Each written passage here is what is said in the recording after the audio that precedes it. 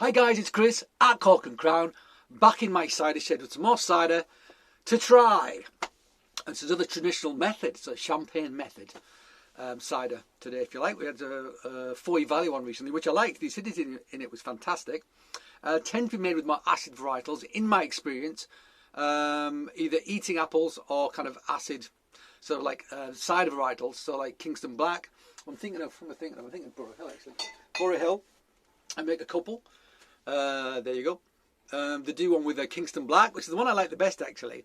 And it's a bit sharp, so it's got some acidity, but it's still got plenty of tannin as well. It's got a bit more stuff going on, I think, because it's a more rounded cider apple. This is actually a Stoke Red. It's also a good single varietal, but it's also a bit sharp, and I think it's a bit sharper, bit less complex than the Kingston Black in my experience. But yeah, tend to use sharper varietals. The one we've got today is from Tinston in, I believe they're in Kent. Could be Sussex. I think it's Kent. I'm pretty sure it's Kent. It's bottled in Kent. I'm pretty sure about that. Maybe it's maybe bottled in TN. So Tunbridge, which is, yeah, I don't know. Sussex, Kent, that part of the world anyway. So this is maybe, I don't know the guy's full name. I know he's called Liam. He was a winemaker. I think he still does make wine as well. But he also got into cider. Now he's making cider. And I believe it's kind of non-interventionist. I get a bit worried about winemakers making cider because I think they like to tinker a bit too much. They start using wine yeast and steel and intervening in lots of ways. And I think you lose some of the character of the fruit.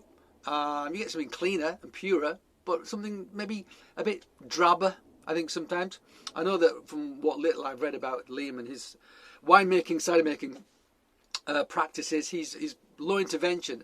Don't know if he's adding a wine yeast, that champagne yeast, something like that, or what. Don't know anything about that at all. But what does it say on the back?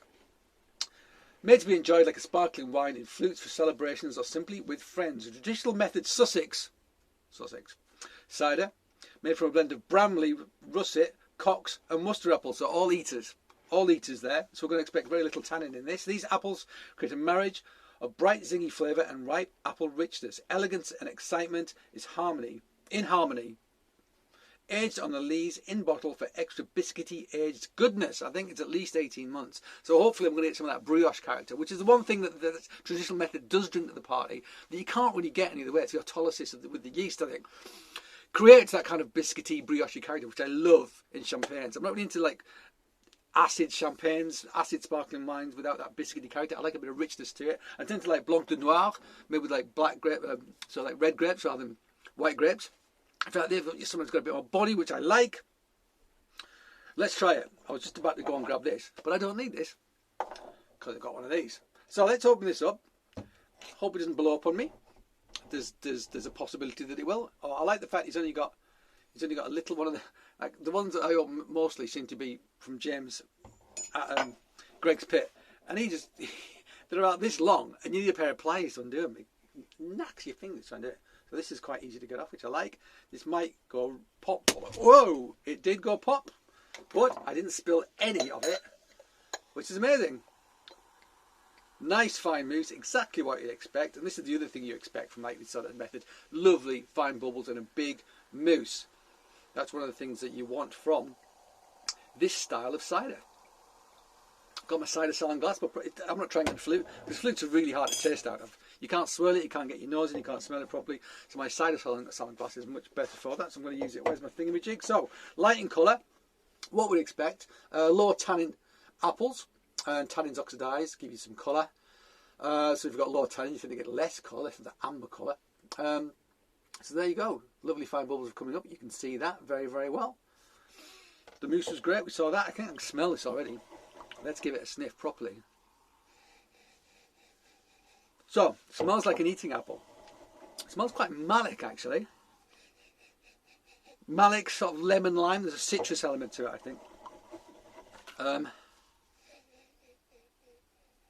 Yeah, there's a hint. There is the merest hint of, I don't want to say brioche, but there's like a bread element to it. Like a yeast bread element, which is great. I love bread.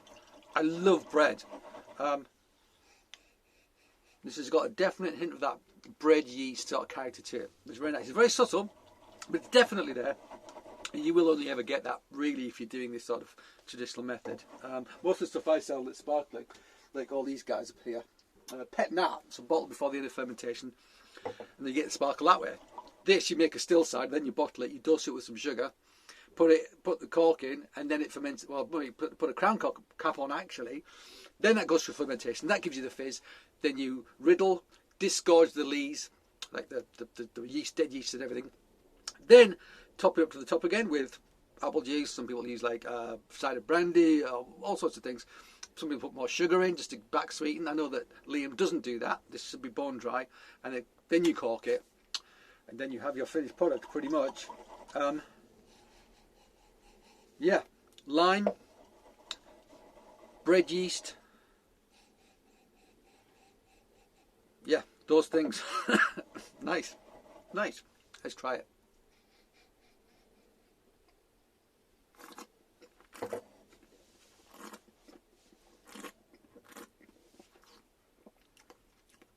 There's that fabulous mousse.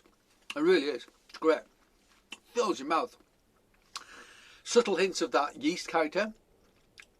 There's a mere suggestion of soft tannin on the palate. Just a little bit of that squeaky, sort of squeakiness you get. Just a hint.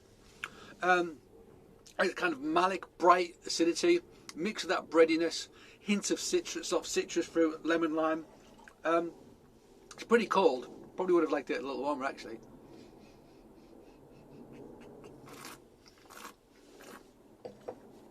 It's 7.5%.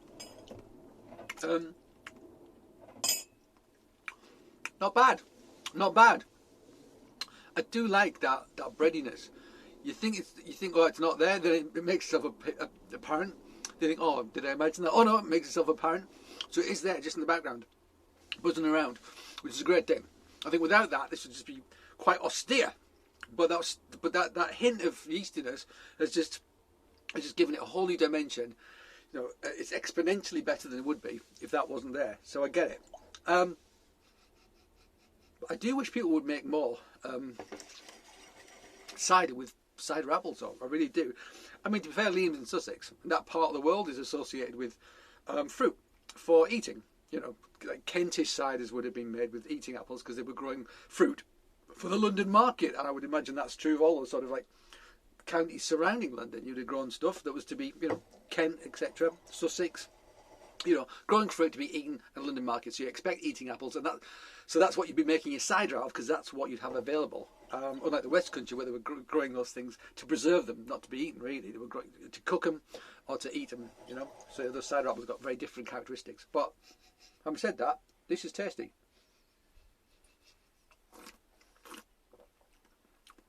It's tasty. It's quite light. It's bone dry, but I quite like the dryness. It's got acidity, but it's not mouth-puckeringly acidic. And it has got that slight breadiness, which just softens the whole thing, makes it that little bit more interesting. Not bad. And I think it's going to get better as it warms up. I'd like to try more from this chap. I really, really would. And that is a beautiful gate on the front of this bottle, is it not? So I didn't know if I mentioned, but it's 7.5%. So reasonably strong. So there must have been a decent amount of sugar in these apples, but also it would have been dosed to produce the fizz. So that's going to, you know, that's sort of like almost, you know, like chaptalizing in a way. But it's to give you the fizz. That's the whole point of it. You know, it ferments out and it leaves you with a dry cider at the end. So yeah, if you see some of this, buy it and try it if you like dry, refreshing ciders or sparkling white wines, because I think, you know, it's quite a nice crossover. Okay, guys, thank you for joining me in my shed. I hope you join me again. But until that time, cheers.